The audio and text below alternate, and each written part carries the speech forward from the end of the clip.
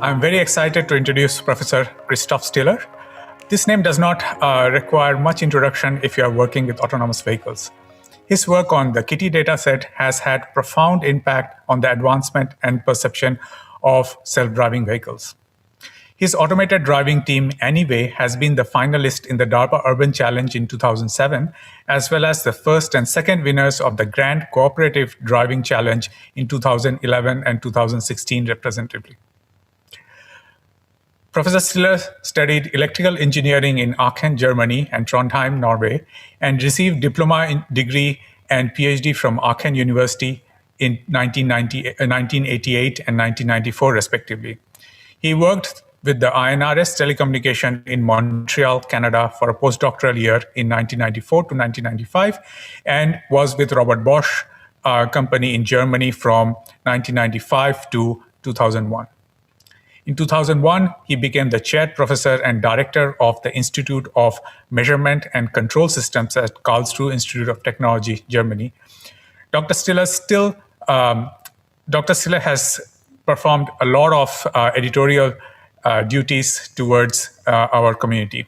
Dr. Stiller serves as a senior editor for IEEE Transactions on Intelligent Vehicles and an associate editor for IEEE Intelligent Transportation Systems magazine. He served as an editor-in-chief for IEEE Intelligent Transportation Systems magazine from 2009 to 2011. He has had several positions for the IEEE ITS Society, including being its president in 2012 to 2013. With this, let me hand over the mantle to Professor Stiller, who is joining us from this late hour in Germany. Professor Stiller.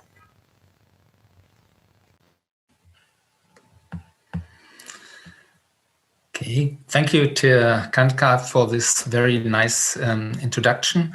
And I'm very pleased to have been asked to hold this speech for many reasons. One was that I have a deep relationship with Brisbane and QCAT Zyro because I've done a sabbatical in 2010, so about 10 years ago there, and I learned very much, and I also had an excellent time and still have friends there. So it is a pleasure for me to give this speech today. Automated vehicles has recognized quite some attention in the past years, and for some people even there is the time that automated vehicles should be on our roads is expected to be extremely short, and actually it has been extremely short since the last at least 10 years, when people keep saying, well, in 2 or 3 years they're on the road. And I'll try to explain in this talk why this may not be the case still, and what there is left to do, what challenges we have to cope with in robotics and in the ITS society. So when you look at traffic, first of all, of course, everybody loves to have a car or to be driven by a car, but there are also some downsides, of course. Downsides like traffic congestion, pollution, accidents, and many people suffer a lot when they lose their ability to drive, including some people that I know very well personally, because one of those was my father. So there is a downside of individual mobility that we have to cope with, and at least to some of those challenges, it is expected that automated vehicles may give an answer and may give relief. So what is the art of automated vehicles right now? Well, many companies are driving. This is an example from a tour that we did in, should be in a video, yes, it's driving, tour that we've been doing jointly with Daimler. The reason is that Carl Benz, the inventor of the automobile, is a KIT alumni, and so 125 years after the first long distance tour buy a car ever. In 1888, we decided to make the same tour automated. You see here on the left the route. As you may see today, there's a highway, the A5. Of course, we didn't take that because it did not exist at the time that Bertha Benz, the spouse of Karl Benz, was driving the car. And for us, we decided to drive it autonomously, and it included about a little more than 100 kilometers. 3 large cities were large for German relations, like Mannheim has like 500,000 of inhabitants where it starts. Heidelberg is a larger city, and Pforzheim is a larger city here in our vicinity. And about 23 smaller villages or towns, depends on how you call it. The challenge, of course, was to do that full autonomously. And I like this video sequence a lot because it shows that actually the pedestrians, bicyclists, and other participants, like this old lady, they want to interact with the cars when they are moving through the traffic. And of course, our car did not interact with the woman, with this kind of lady, because it was unable. There is no interaction by gesture or anything else that we had automated. So to summarize that, automated driving is feasible. So it is possible. Several companies, several universities can do that. Nevertheless, with the current state of the art, we still need a safety driver or a restricted area to drive. And the cooperation with others is quite limited that we have. And that is definitely something that we need to improve before we get on the road. Also, there are more challenges than that. To me, the most striking lack that we still have is that we need behavioral safety. With that, I mean that any behavior that we take is safe in the sense that human driving is safe. Human drivers in Germany make about 1 fatal accident every 2 to the power times 10 to the power of 8 kilometers, so about every 240 million kilometers. There's 1 fatal accident in Germany, and it is quite a challenge for a robot to have this reliability that human drivers have. And we even believe that a car should be something between factor 2 to 10 safer than human driving when we introduce it. Because when you're a human driver, you can increase your own safety by driving slowlier and taking care. And so we believe one should cope with a careful human driver and be as good as they are. Behavior safety requires reliability in the perception part and in the information part, including the maps. How can we get reliable maps and reliable perception?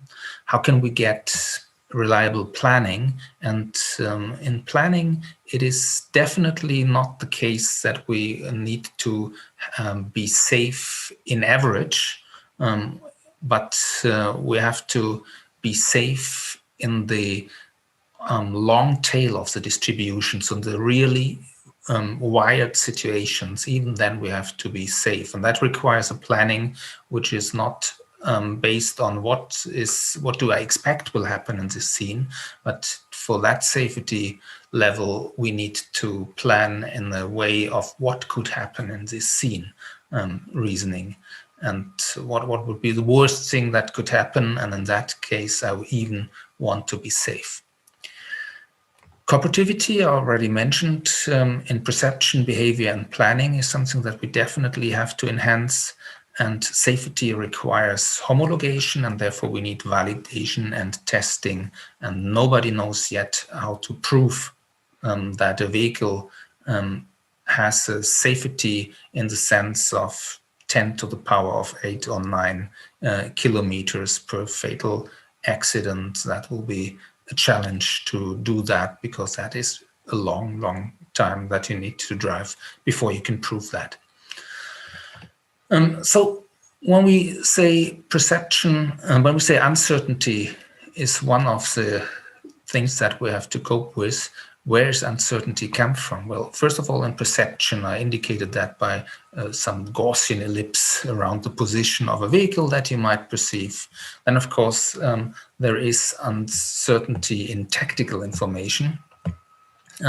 Tactical information like here in a map that we are using, where we say, okay, if you come from A and you want to move to lane C, you have right of way over people moving from lane B over to lane C. Well, that's what the map says. How do we know that's true? How do we know the traffic regulations have not changed at that point since the map has been taken? Then occlusions. We cannot see all the world, but typically we can only react on vehicles and other traffic participants that we really see. And the question is, how do we anticipate what we don't see yet? And last not least, the intent of others is something that we fortunately actually cannot predict. In traffic, we would love to predict what others intend. So if you're driving in the black car here and the white car makes an unexpected double lane change here, you might be in trouble while overtaking.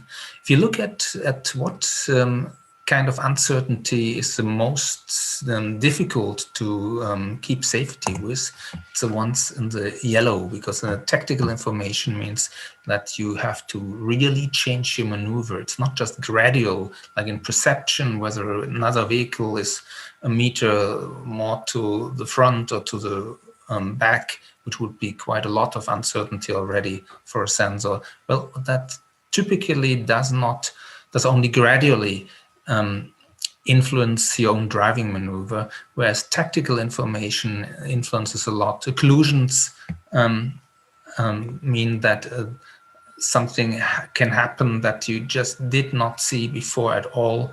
And of course, intention of others, everybody who drives a car knows that really unexpected behavior can cause quite some difficulties to drivers.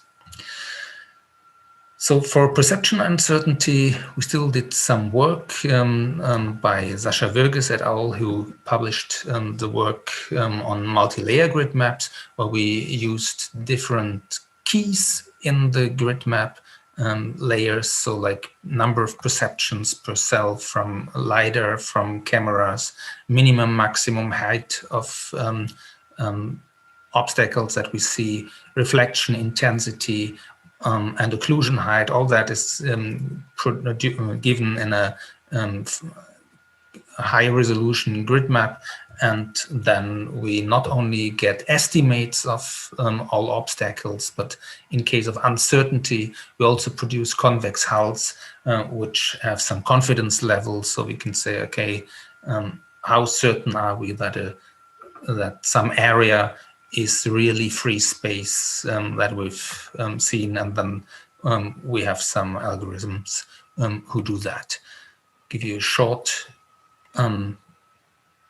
a short system here where we show high confidence level obstacles and just from LiDAR produced in this case. Maps. Well, maps are a blessing.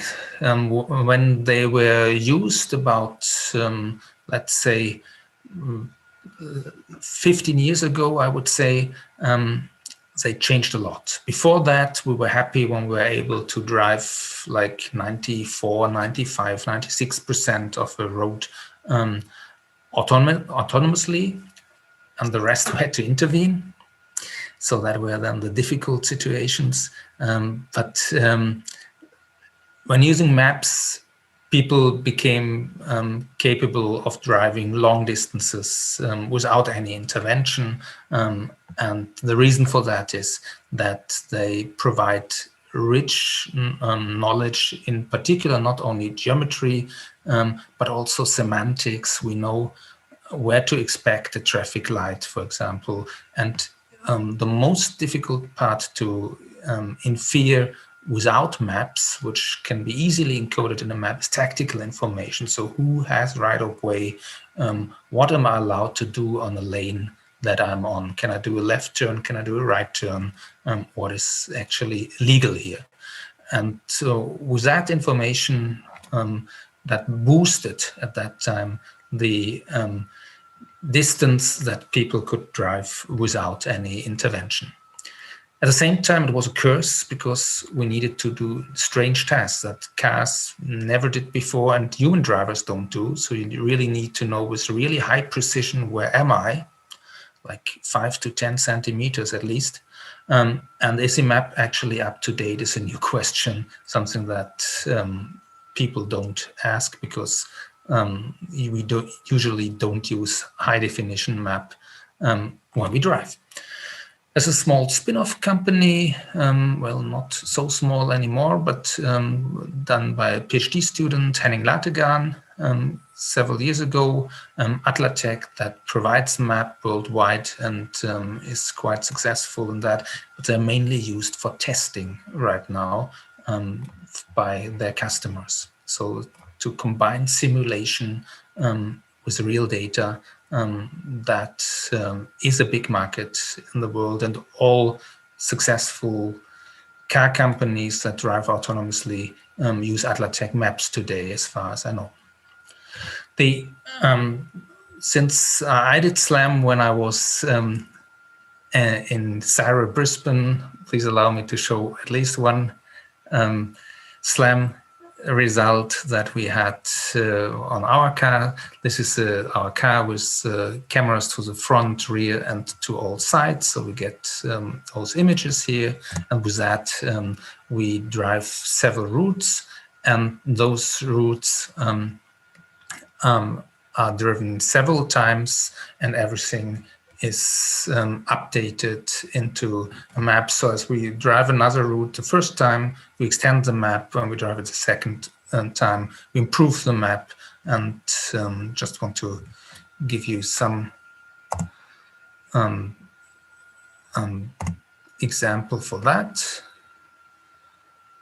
Okay, I believe I have to somehow start the video. Yeah. So we see here all the routes that we've been driven before, and you can see the localization qualities through the stability of the trajectory, of the past trajectory mapping, where we see a front video and a rear video, and I believe this is about a factor 2 faster than we actually drove, of course.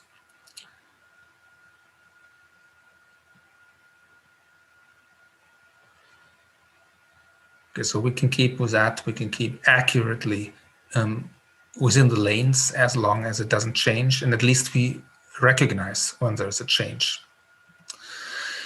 For cooperative and safe planning, we did some experiments which I find quite interesting, and that's swarm motion planning done by a PhD student. And he is investigating how globally optimum automated driving would look like. So we use MPC planning, model predictive control, which can be strapped down to some mixed integer quadratic programming based approach in the simplest case. I'll show you some results for that. First of all, this is a global cost function that we have. So the last term here is a setting signal. So you don't want to steer a lot and you don't want to accelerate a lot or brake a lot. The second is some measure that basically reduces a jerk of the trajectory. So we want to have a low jerk and at most maximum velocity, maximum allowed velocity trajectory. That's the second term over all steps. The first term is a finite receding horizon, the cost at the end, terminal cost to make the thing stable.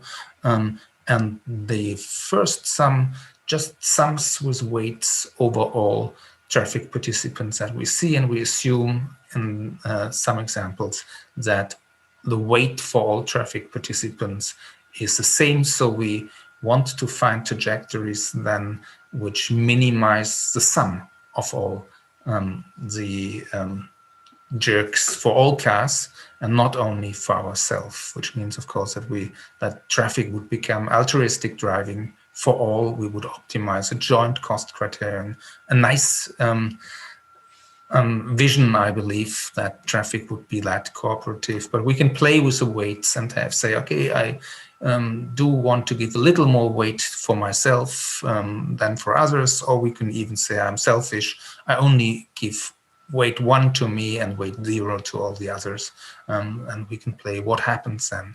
And of course, everything is subject to safety and drivability constraints. So as we always do, we keep distances, safe distances to all others, and the vehicle dynamics, of course, must be fulfilled by the trajectories. And I'll give you one example for that. In the first row, we see 3 times the same scenario, just with different weights, so different optimization. The first is selfish, so everybody just optimizes his own trajectory, and then, like the oncoming traffic here in Germany, we drive on the right side. Should have mirrored that maybe for Australia. So you see the red vehicle just drives at desired speed constant. The green vehicle as well drives constant speed, and therefore they have 0 cost, no jerk, nothing, no disturbance. The black car wants to drive faster, and therefore it takes over, and it does that after the red car actually has passed. So it has actually the highest cost. It's farthest away from its wishes. If you do it cooperative with lane constraints, so you say, okay, on one lane, you are only allowed to have 1 car. That's today's traffic rules. So not 3 cars on 2 lanes beneath each other. Then, but the weights all get the same. So everybody believes he's as important as all the others. Then something really strange happens, I believe, because the green vehicle, which is to be overtaken, does a lane change, because it can do the lane change with less jerk because it's driving faster. So it makes way for the black vehicle which wants to overtake, and the red vehicle slightly slows down. And that means that actually the green vehicle, which has no benefit of the overtaking maneuver because it is overtaking, actually takes the highest cost, but it's totally the minimum. If you have it cooperative and you have no lane constraints, all you want to do is no collisions, then a very nice and very low weight, low cost traffic, because all the vehicles go a little to the side. And of course, on a normal road, if you have 2-lane road, it's easy to fit 3 vehicles if all agree on that, like in this example. And that is just one example which shows that cooperative traffic would be something really nice. It would have huge benefits with the cost, and that includes also cost and fuel consumption would go down a lot. Traffic would get more smooth. So let me go to the next example, that is work on occlusions. So if we the blue vehicle, in that situation, of course, we cannot see everything, but all we see is here the blue area, the rest is occluded.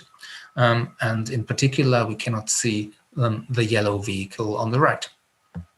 And so if we plan, what we do is we assume that at every edge of the visibility where there is a road, we expect that a maximum velocity vehicle could be coming just at the nearest point, at the worst point for us, and approach us. And still we want to maintain a safe maneuver, and then it is possible to maintain a safe maneuver, but we will have to be much slower. I explained that at a simple example. So here you're driving an intersection with our blue Ego car, and in the middle there's shared space. So if somebody would come from the right that you wouldn't see because of this occlusion. There's a shared space, and we have to make sure that we don't hit another car in that shared space. Then what we have is two constraints. One possibility to drive is we have an area here where the velocity is quite slow, and the distance is quite high, the distance to the space which is here.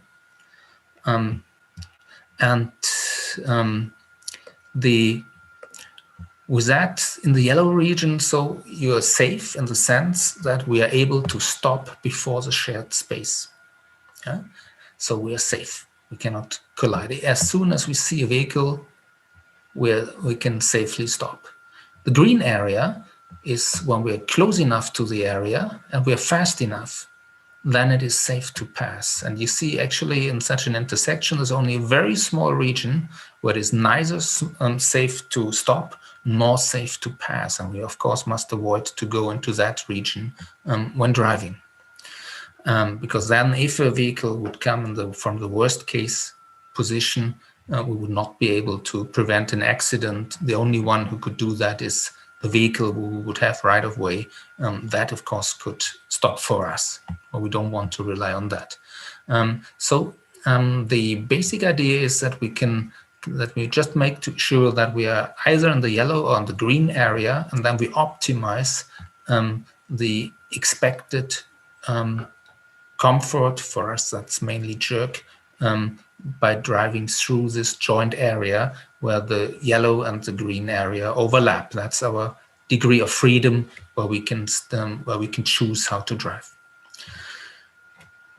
Give you one nice example, if it would work.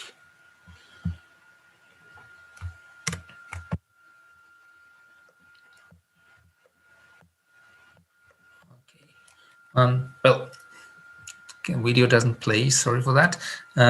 So what we do is a nose-in maneuver, and you can imagine we want to go into that gap. The gap is not large enough for us yet for our safety constraints. What we do is we nose in, which means we go with the leftmost wheels almost on the white stripe to indicate, to push a little into the gap. But we still have the option to go back to our lane and to stay on our lane. And then we look what happens to the gap. If it opens, the driver behind us is friendly, then we move in. If he doesn't open, we go back and wait for the next gap, which is a nice and safe lane change. Okay, some challenges we already heard. There have been many challenges which have been pushing a lot on our scientific quality worldwide. The Grand Challenges started in the US. 2004 was the first challenge. We didn't participate there. The US was too far for us, but 2005 we teamed up with Ohio State University. 2007 we teamed up with University of Munich. And 2013 was our Bertha Benz Memorial route. And the Grand Cooperative Challenges then came in Europe, were much easier for us, of course, to have driving in Europe. We were able to win the first Grand Cooperative Driving Challenge, and the second one, we got second winner. Both times, actually, a Swedish team was either just tight behind us or tight in front of us. In the second part, we teamed up with a team from KIT, FZI, were two departments from myself and from a colleague, Markus Zöllner, were teaming up. I'll show you some examples there. So we see here first simulations, how we wanted to do collaborative maneuvers. So you see them, they're extremely tight in simulations, of course. You can do such tight maneuvers. In reality, if you see, well, this is how the feeling was. And in reality, you see there's a cooperative turning maneuver. So we let that car go first, and then we pass. And you saw there was a distance of a couple of meters. Still, you're sitting in a car, a couple of meters of distance feels much more comfortable than a couple of centimeters distance. So even though it's cooperative and much faster than what normally would happen, and in particular, we don't need to stop for such maneuvers anymore, because we know we collaborate and we agree on the time when the shared zone is actually cleared by the other vehicle, and try to reduce our speed before that so that we don't need to stop. So it's much faster and much smoother than non-cooperative maneuvers, but nevertheless, you want to keep more distances in reality than in practice. Well, market introduction will take a long time, I still believe, even though many companies, particularly in the US, claim they're like a shot before market introduction. But if you look back, they'd say companies say that since 2007.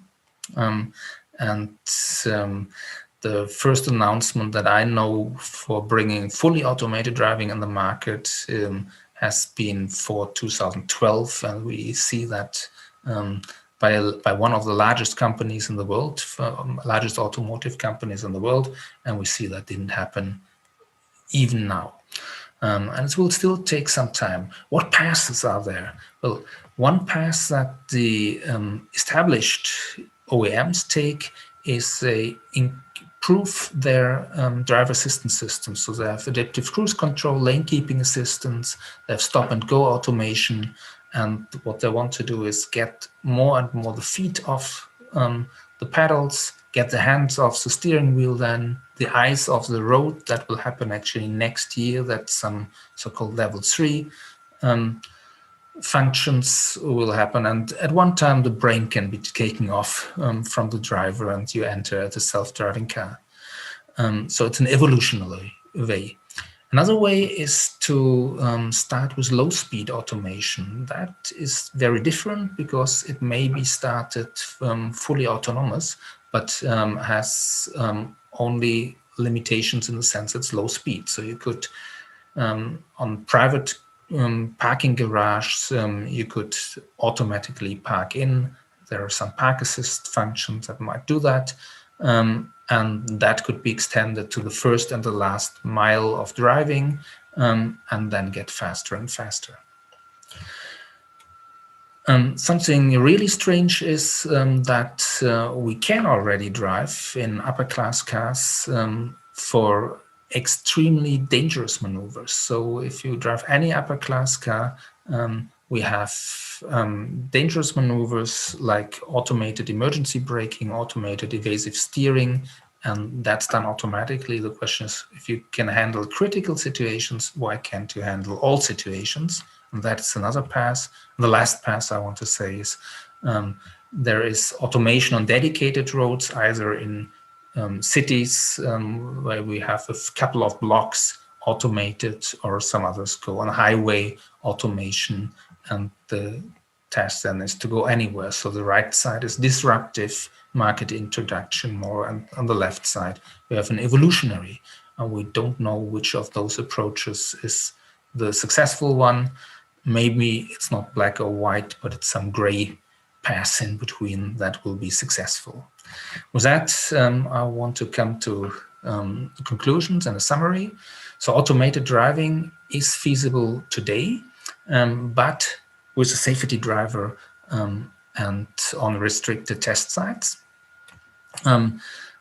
Behavioral safety requirements are strong, and it needs us to change the way we think in driving. So it's not just planning what is a likely cause, but we have to go to a what could happen reasoning.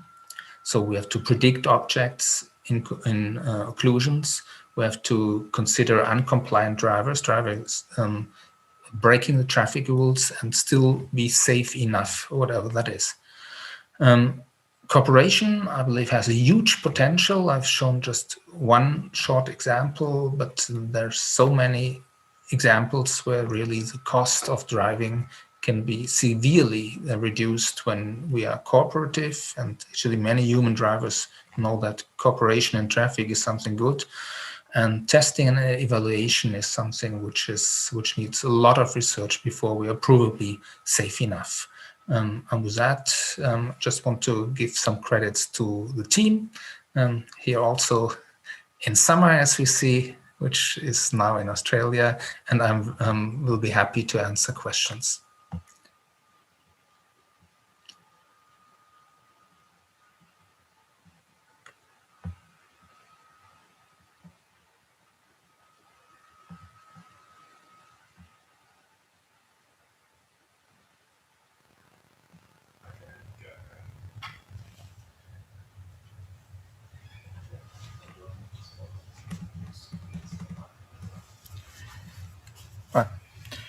Thanks, Professor Christoph. For all our listeners and viewers, please post your questions in the Slack channel, and I'll have my Slack questions from here, and I'll post them here. So I have a question from Justin. Remember, I'm just reading the questions. Remember the MIT Moral Machines survey, where MIT gathered human perspectives on moral decisions made by machine intelligence. Have you incorporated any similar data for decision making in your autonomous vehicles? That's a good question, which particularly in Europe is posed a lot. So what are ethical decisions that you have to take? I personally believe that the safety of automated driving will be much simpler and not try to impose an ethical system. So the decisions will be just to say, okay, I try to avoid all collisions, and in case there is an inevitable collision, I would choose the one which has the slowest speed and therefore the slowest expected harm. So I don't believe there will be any ethics saying, okay, there's any difference between killing, let's say, or hitting a child to hitting an old person or hitting male or female. I don't think there will be anything programmed like that.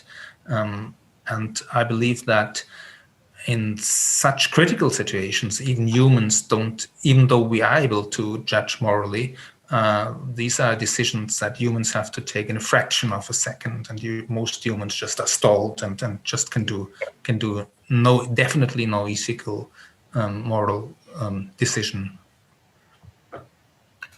Yeah, it's a very complicated trolley problem with additional dimensions to that decision. I have a quick question regarding standardization. So yesterday when we heard a talk from Cork, so he mentioned the necessity for self-driving vehicles, not just self-driving vehicles, for roboticists to actually look at standardized tests and to match up and increase the output of research that the computer vision people have been having. Given your background on the Kitty data set collected and published, my question was more in lines with when we collect a particular data set for robotics, you actually collect the perception data set which is tightly coupled with planning and decision making. So the car goes in a certain way, and that's how the data is collected.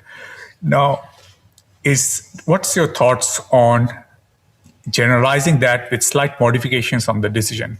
So for example, the next time the vehicle actually learns to move in a certain way, but there is a necessity for changes, as you mentioned, that the real world is always different from simulated environments. Do you have any thoughts on the complexity of generalizing these data sets beyond just that data that was collected? Yeah, well, all benchmarks that I know, I mean, we have now benchmarks which when we started Kitty, we drove, I believe, something like 8 hours through Karlsruhe, which is nothing for homologation. And still, it was at that time the largest public data set that we published. Today, there are data sets which are 10 or 100 times larger even, with depending on what you count. And nevertheless, we are still orders of magnitudes below what we need to test. So I believe that a lot of testing will be done in simulation as well. And particularly, you can only do testing of planning in simulations at the end, because you don't know what is the perfect behavior. In perception, we could say, okay, there is something like a ground truth, at least, that we can infer.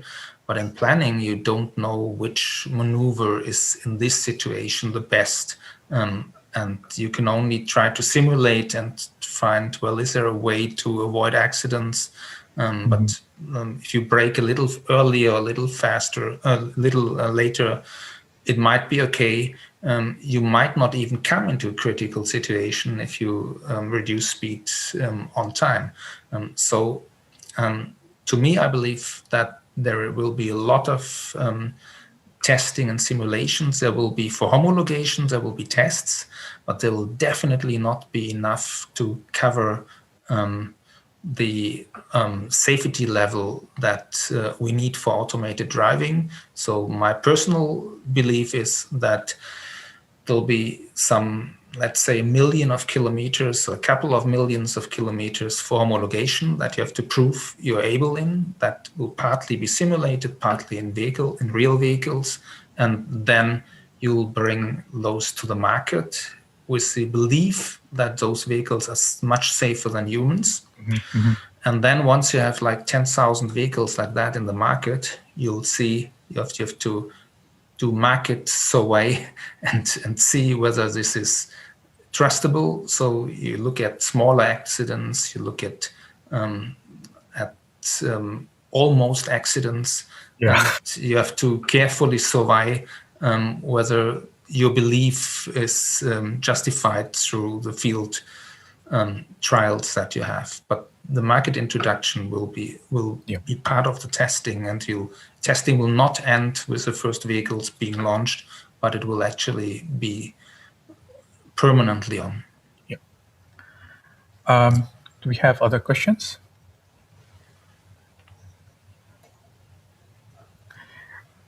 So we have a question from Heather.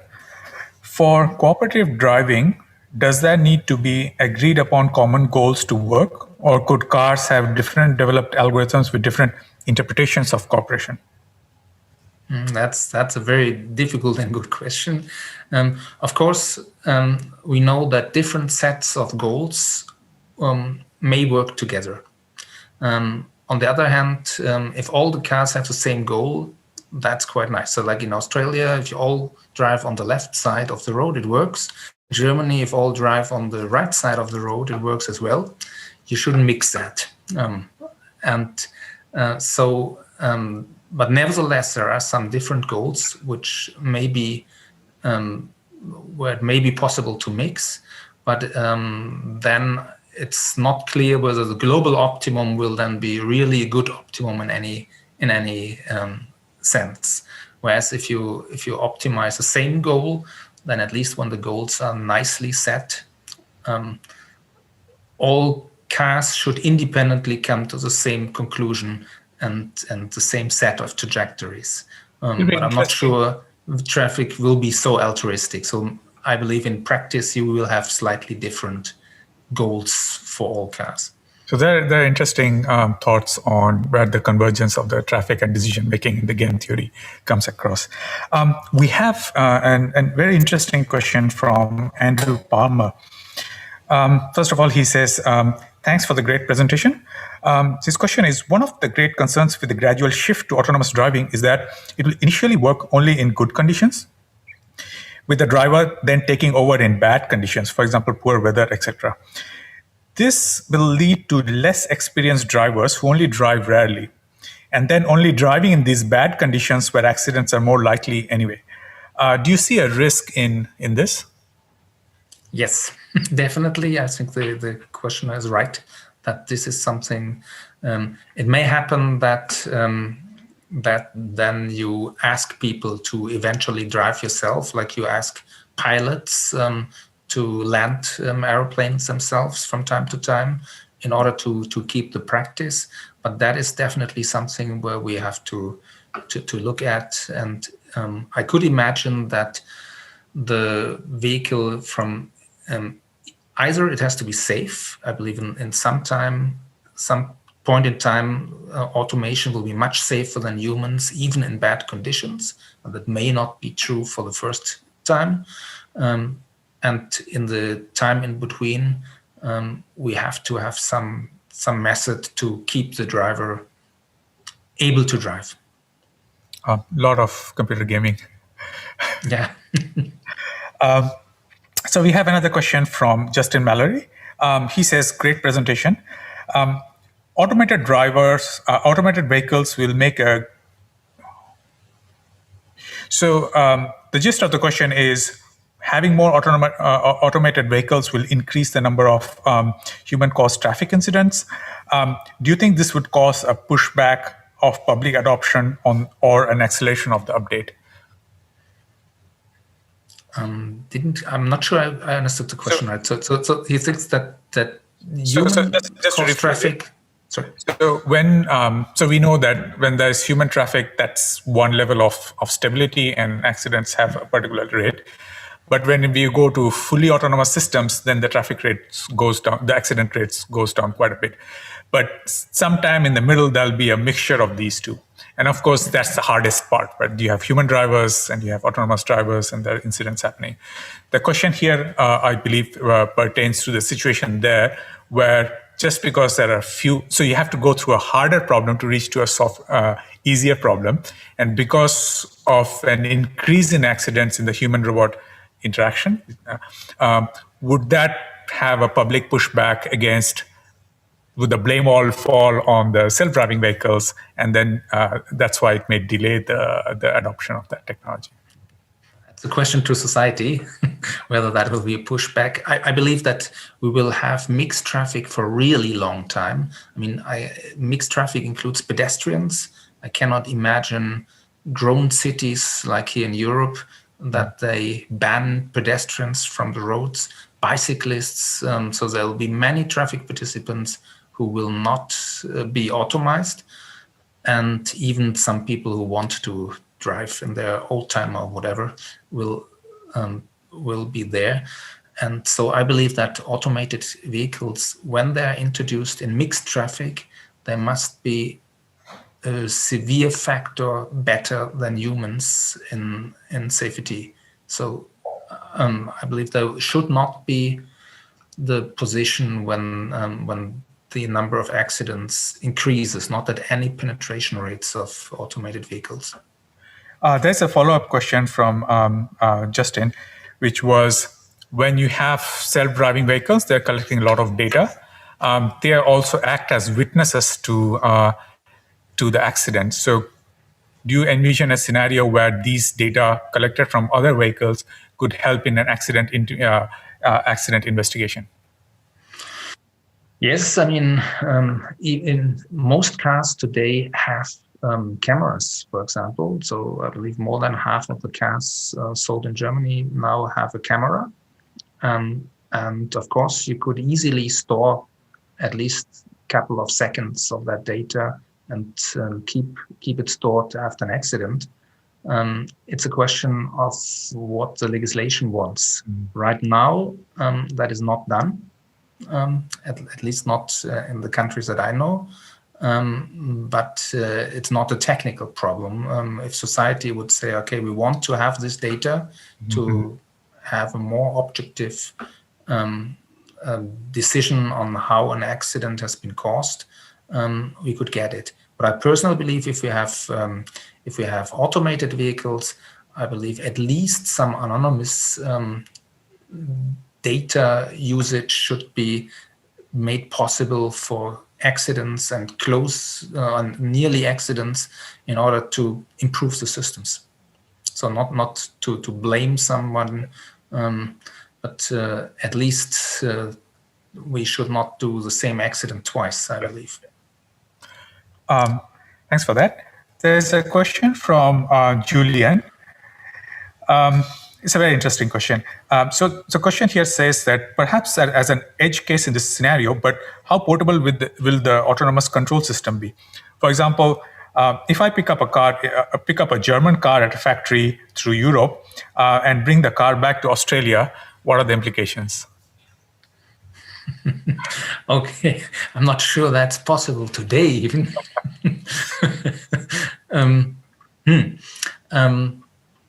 What are the implications?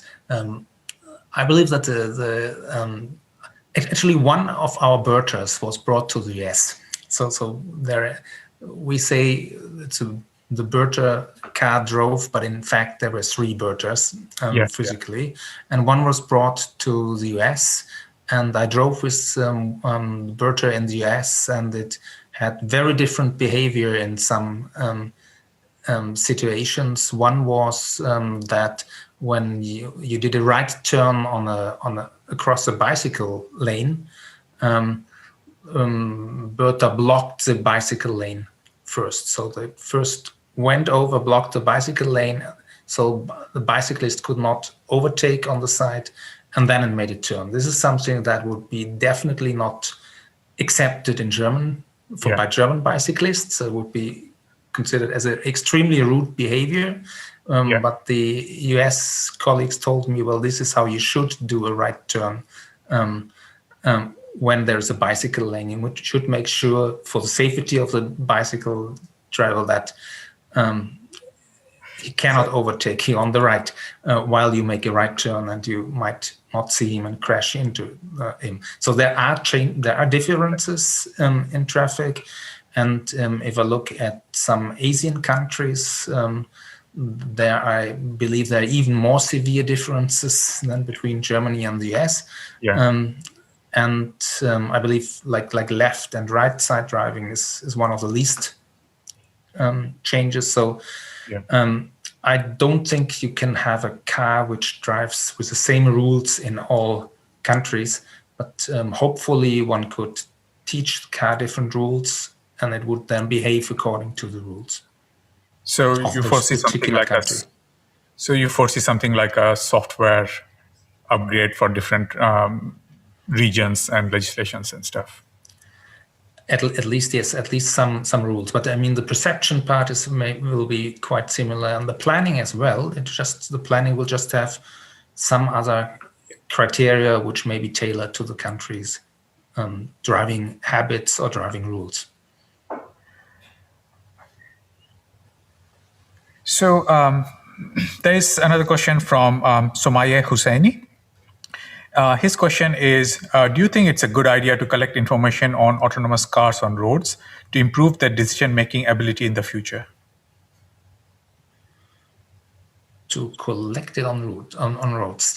Definitely, as I said, I believe that the market introduction will be like that you somehow collect data and share it among all car manufacturers worldwide. With anonymized information, of course. So I believe collecting data on the road is extremely important, but there will never be enough data.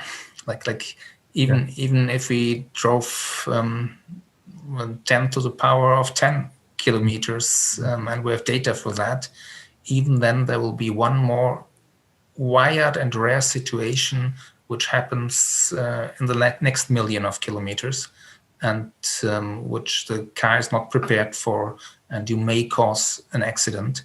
And then we learn that situation as well, and there will be yet another situation where there is an accident. So I believe that the number of accidents will sort of asymptotically drop with what we learn, but there'll always be situations that we're not prepared for. On that note, I think we thank Professor Stiller. Thank you for an exciting and engaging talk.